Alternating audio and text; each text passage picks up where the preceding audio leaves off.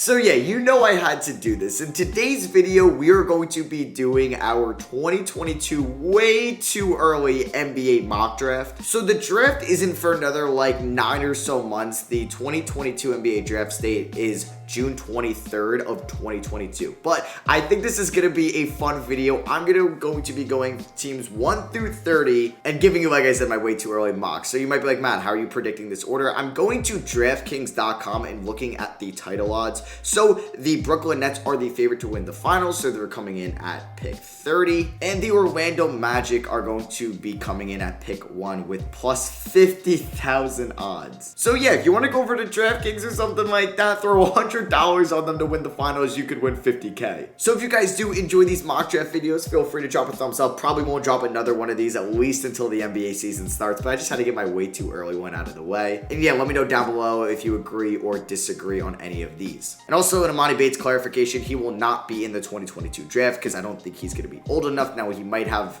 a case to like appeal on that, but nobody's ever won it, so it's most likely he's going to still be in the 2023 class. So let's get into it. So with the first overall pick in the 2022 NBA draft, I'm going to have the Orlando Magic select CHET HOLMGREN, the center out of Gonzaga. CHET, I wouldn't say he's the consensus #1 pick, but he's definitely going to be in that top 3. He's going to be playing on a phenomenal Gonzaga team, so we're going to see him throughout the whole year in the NCAA tournament, and this man is just flat out talented. You could see some of the under, I believe, 18 or 17 games he's played for USA before, just kind of some of those tournaments. Like, he is absurd with his ball handling skills, with his shooting, with his post ability. He's 7 foot, about 200, and he can run the floor extremely well in Orlando. You know, they have their guards already in Cole and Suggs and Fultz. They kind of have their wings a little bit in Okeke Isaac. They could really use that center because I don't think Wendell Carter Jr. or Mo Bamba are the long-term answers. So yeah, CHET HOLMGREN, #1 overall pick. Coming in with the second overall pick, we have the OKC Thunder, and I'm going to have them select Jaden Hardy out of the G League Unite. Yeah, a surprising pick here, but I think he doesn't, okay, so he doesn't have the athleticism than Jalen Green does, and you could say he's more athletic than Anthony Edwards, but he's going to go with that G League route, what Jalen Green just did, and he's definitely not as good of a prospect as Green, but I think that the Thunder, they can maybe move Shea to that 1. They can also have Shea, Hardy, and Giddey lineups out there. But yeah, just looking at that potential that you can get out of a 3-level scorer in this league, what the T-Wolves got out of Anthony Edwards, what the Houston Rockets are going to get out of Jalen Green, that is just absolutely crucial, and these guys have such high ceilings in the league. The Thunder need that next high ceiling guy to put next to Shea, especially if Giddey doesn't have a good rookie year, which obviously we don't know yet, and I think Jaden Hardy could be a top 3 pick, and I have him going here at #2 to the OKC Thunder. With the third overall pick, I'm going to have the Houston Rockets select Paolo Banchero out of Duke. He's a 4, could play the 5. I don't know if Christian Wood is that long-term answer at that position, and then maybe just that long-term front court can be Alperen Sengun and Paolo Banchero. He's going to be 19 when he's drafted. He's playing for a top team in the ACC, Duke. It's going to be the first year, or actually it's the last year with Krzyzewski, right? But I don't know, people are kind of comparing him to like a stronger Marvin Bagley at Duke, so we're going to see if he can play like that. I think he's a better defender just watching some of his high school games. And like I said, the Rockets, who knows what's happening with Garuba, Christian Wood, so this is way too early to think about, and maybe they'd go for a wing specifically here, but this is a big man draft. There's a lot of good big men in this class. I know we don't normally say that. I would say the last time we had a big man draft was a little bit of 2018 with Aiden, Wendell Carter Jr., Mo Bamba, Bagley, Triple J, and I think it's making a return in this one, and I have Banchero going 3. So we got HOLMGREN 1 to the Magic, Jaden Hardy 2 to the Thunder, and Banchero 3 to the Rockets. Coming in at pick 4, we have the Detroit Pistons. Now, the Pistons could go like a ton of different routes here. They have their backcourt this year in Cade and Killian Hayes. They have their 3 in Sadiq Bey. They have their frontcourt in Grant and Stewart. So I think they would just go best player available, and that is going to be Jalen Duren, who reclassified and is going to Memphis. He is a bruiser. Yeah, so he's going to be 18 when he's drafted, and this guy is a force inside. He's 6'10", he's 230. He's going to get stronger. He's playing in a respectable conference of the AAC, going up against guys like, or teams like SMU, Wichita, Temple, gotta represent. And Houston, the best team pretty much in that conference. But he's a bruiser. We'll see if he ever develops a shot at the college level, but this man is going to be a force inside for Memphis, who've had a couple good big men over the years in Precious Achiuwa and James Wiseman. And he could plug and play. Maybe the front court of Duren and Stewart wouldn't be a long-term thing, but you got Jeremy Grant. So he would just give Isaiah Stewart some competition. And when you're a young team rebuilding, you go best player available, and that's who's on the board with Jalen Duren. And coming at 5, the last plus 50,000 odd team is the Cleveland Cavaliers. And I'm going to have them taking the first international player in this draft in Yannick NZOSA. I believe the N is silent in there, but yeah, he's going to be coming over from the Spanish league. And this guy, I think, is like one of 3 players ever to average like 10 or more points a game, or I think score 10 more points in a single game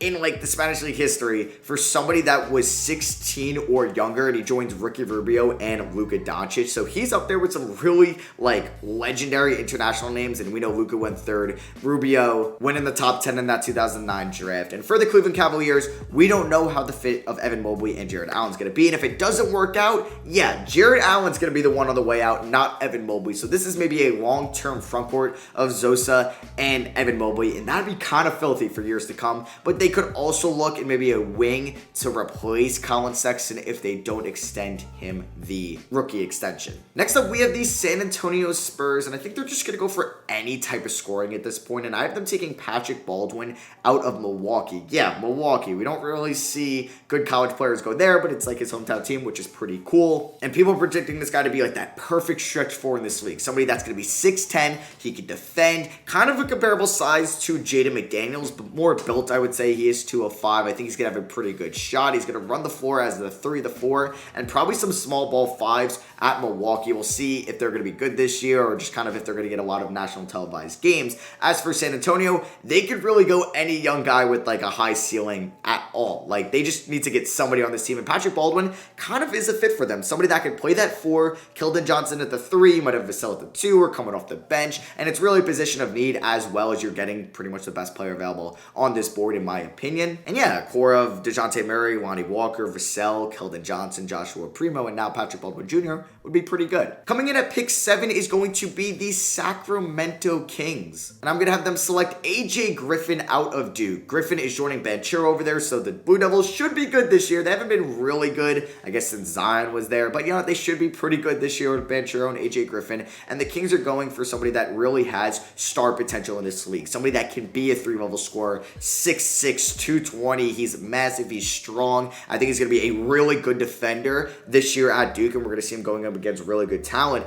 in the ACC. And I think he'd be kind of perfect for the Sacramento Kings and where they're going. Now, they have Halliburton, Fox, Mitchell. We don't know what's going on with maybe a Hield trade, a Bagley trade, a Barnes trade, but he could be somebody that could just be there at that 3. So you got Fox, Halliburton, and then you got AJ Griffin. That's a nice trio going forward. Or even if you maybe look at the De'Aaron Fox trade for a big man down the line, Mitchell, Halliburton, Griffin, that's really good defensively. With the 8th overall pick here in the 2022 NBA draft, I'm going to have the Minnesota Timberwolves select Jabari Smith out of Auburn. Yes, finally, and I mean finally, the Minnesota Timberwolves are going to get somebody that could be next to Karl Anthony Towns, something that they've been looking for since they drafted Cat. I don't think Taurean Prince is going to be the answer this year. Maybe Jaden McDaniels works out at the 4. Maybe it's a perfect fit this year. We're still going to have to wait and see on that. But I love Jabari Smith coming out of Auburn, somebody that has great size, could help out Cat on the defensive side, and you'd have a nice young core of D'Lo, Ant, Beasley's still fairly young, Cat, and Jabari Smith. Now that'd be really good going forward, barring Cat doesn't request a trade by the end of this season, or they don't trade for Ben Simmons. Coming with the 9th pick in the 2022 NBA draft, they've had the 9th pick twice in the last 3 drafts, the Washington Wizards, and I'm gonna have them select Jaden Ivey, the sophomore out of Purdue, so the first non-G League freshman or international player that's been drafted so far. And you want to talk about somebody that could score at the rim, great athleticism, quick with the ball in his hands, and the Wizards need some backcourt depth. Yes, they have Bradley Beal. Yes, they have Dinwiddie, but they really have a lot of forwards at the moment, right? With KCP, with Kuzma, with Avdija, with Kispert, with Hashimura, with Bertans. They really could go for some backcourt guys, and that's what Jaden Ivey would be here at pick 9. They got Hashimura in 2019 at 9,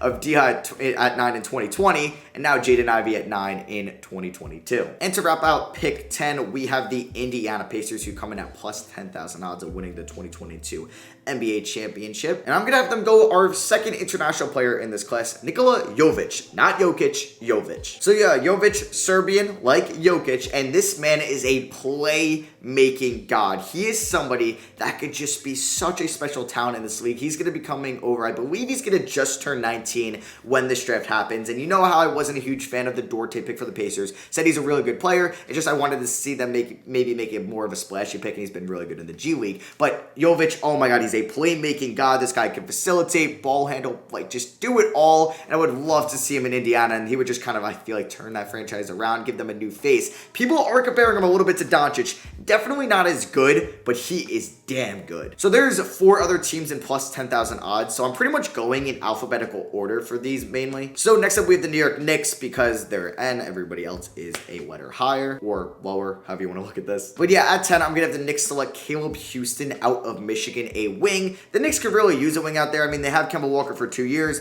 They got Rose at least under contract. They got Fournier Barrett, maybe 2s or 3s, but they're really just getting a nice backup wing and Caleb Houstan. Burks, like, they're probably not going to be there forever. Yes, you took Quentin Grimes in the first round this year, but getting Caleb Houstan, somebody that's going to be 19 when you drafted him, and the Knicks, if they're picking 10, which I hope they're not, but this is just how the odds are, they have to get a home run pick. It didn't work out with Neil Aquina in 2017. It for sure didn't work out with Knox in 2018. It really hasn't worked out with Obi Toppin just after his rookie year in 2020. I'm hoping he proves me wrong this year. So the Knicks kind of need to hit on this lottery pick. Caleb Houstan can be the guy out of Michigan. He's going to play in a really good conference in the Big Ten, joining Jaden Ivey out there, who we already mentioned, and he's projected to be a really good 3-and-D guy this year for the Wolverines. Coming in at 11, we have the Memphis Grizzlies selecting Gene Montero, the first overtime elite player drafted, I think, yet. I don't think there was any in the second round this year, so this would be the first one ever. He's definitely the best guy going over there in the 2022 class. You can keep an eye on the Bewley brothers as well. But yeah, the Grizzlies, they're going for that backup point guard. Tyus Jones, not a long-term answer there, and they're going to eventually have to find a good backup point guard for John Morant. They're insanely deep. If they maybe want to go with a higher potential guy,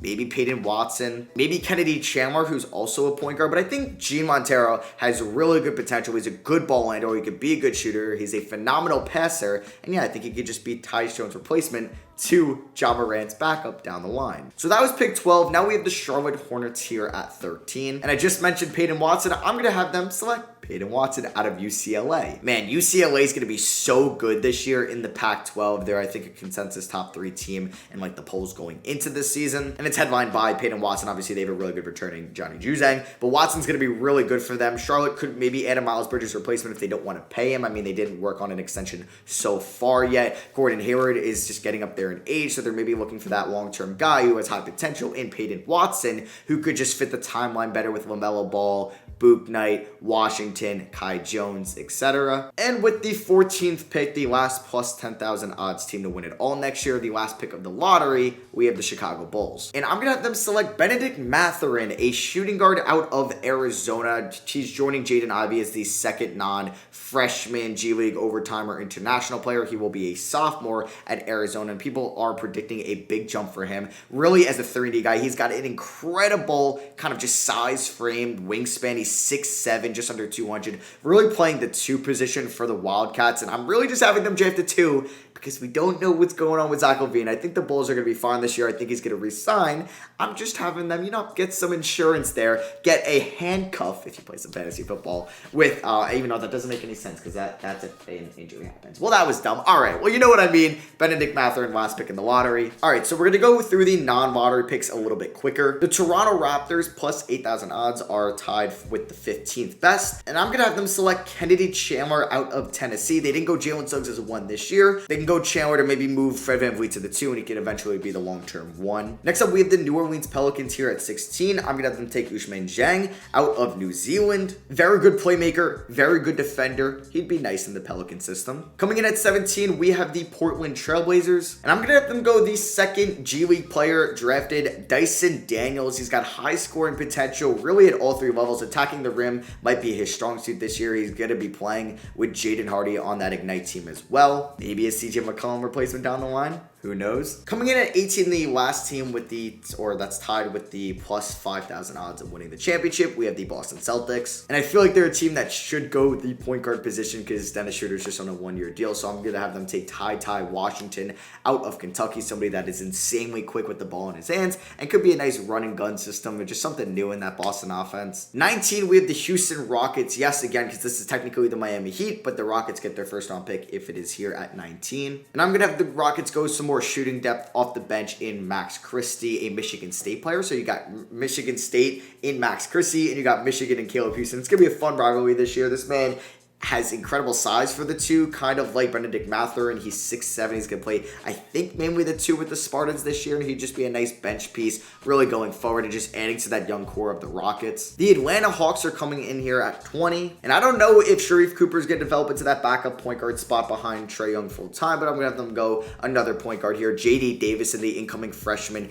at Alabama. They're going to be really good. The Crimson Tide are real good in the NCAA this year with J.D. Davison, with Javon Quinterly, and I think, yeah, just looking for that long-term answer, just the backup point guard to Trae Young. At 21, we have the Dallas Mavericks. They get their pick this year. They didn't last year because it went to the Knicks. 2023, it might go to the Knicks. It might not, but I'm going to have them take Jabari Parker, the 3/4 out of Colorado. They got Tyler Bay, a wing out of Colorado a couple years ago. Let's let them take another in Jabari Walker. 22 here, we have the Denver Nuggets. I think that they would go Rocco Prakicin out of Sabona. He was in this class, and then he withdrew his name, gonna go play some Euroball again, and then hoping to kind of be a solidified first round pick, and that's gonna be the case here because I'm going to the Denver Nuggets. At 23, we have the OKC Thunder. Again, this would be the LA Clippers pick. And I'm gonna have them go Keegan Murray, more of a 3. He's gonna be a sophomore at Iowa. This man can score inside, he can rebound, he can also play defense very well. Just that'd be sick to have Keegan Murray and Lou Dort in OKC.